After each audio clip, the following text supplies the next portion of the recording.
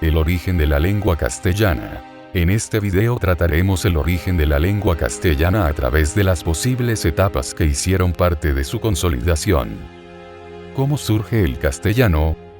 La lengua que utilizamos en la actualidad no responde a los mismos rasgos que tenía en sus orígenes. Numerosos factores, lingüísticos, históricos, sociales, etc., hacen que cada idioma haya evolucionado de manera distinta.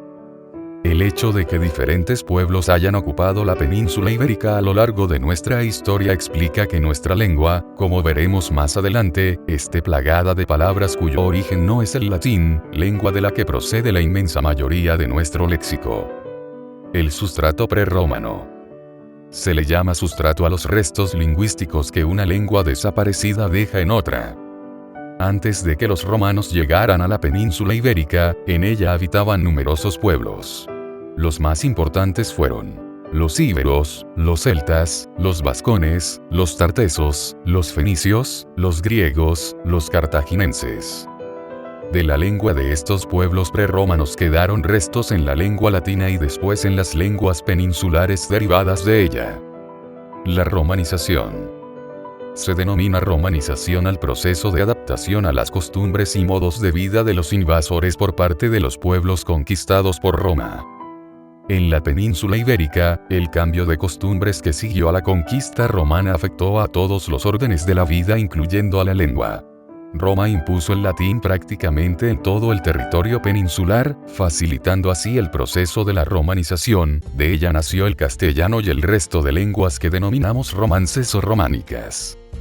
Los romanos en la península hablaban el llamado latín vulgar, una variedad de la lengua de Roma hablada en familia y por las clases populares. Las lenguas se clasifican en grupos atendiendo a un origen común, y forman las llamadas familias lingüísticas. El castellano pertenece a la familia de las lenguas romances o románicas, junto con el gallego, el portugués, el catalán, el francés, el provenzal, el italiano, el rumano, y el sardo, que es el que se habla en Cerdeña.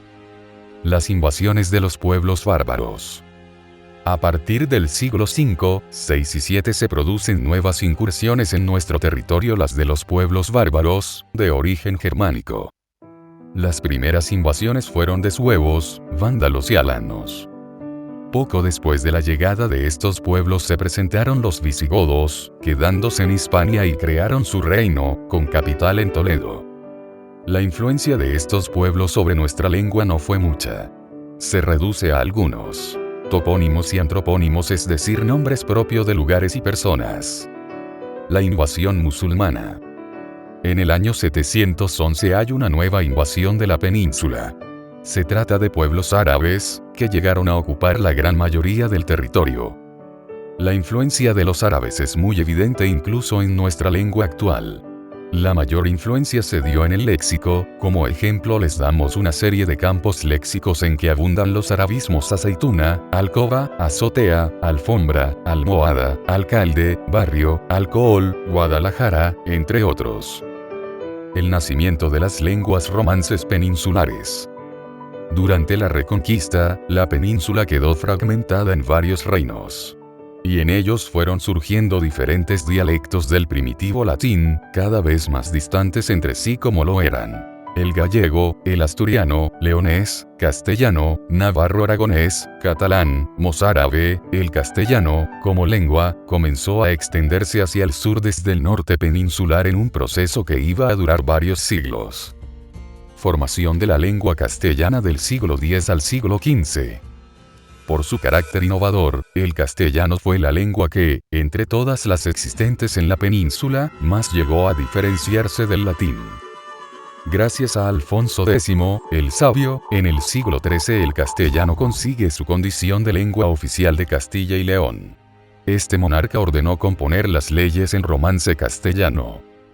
Además, en 1492, se encuentra la publicación de la primera gramática en una lengua romancén, que fue obra del sevillano Helio Antonio de Nebrija. Formación de la lengua castellana del siglo XVI al siglo XVII. A partir del siglo XVI puede hablarse de español moderno. Los siglos XVI y XVII constituyen uno de los periodos de más brillantez para la literatura española, que es la época de oro de nuestras letras. Formación de la lengua castellana del siglo XVIII hasta nuestros días. En este periodo, el español se consolida definitivamente.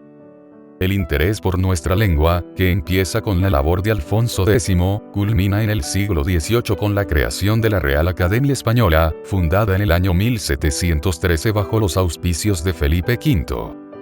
Desde su fundación, la Academia intenta limpiar nuestra lengua de todas las palabras y expresiones que se consideran incorrectas o superfluas. En la actualidad, el lema de la Real Academia sigue siendo el mismo: limpia, fija y da esplendor. Finalmente se dice español porque es la lengua oficial de España y en consecuencia de todos los países que componen Hispanoamérica. Se dice que es castellano porque se originó en la región de Castilla.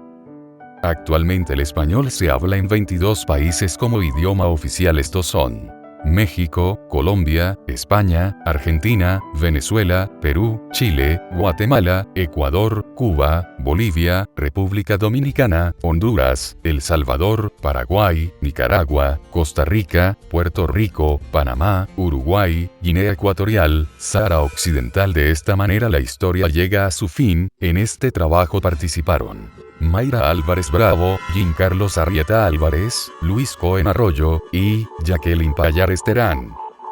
Didáctica de la lengua castellana, licenciada Juana Acosta.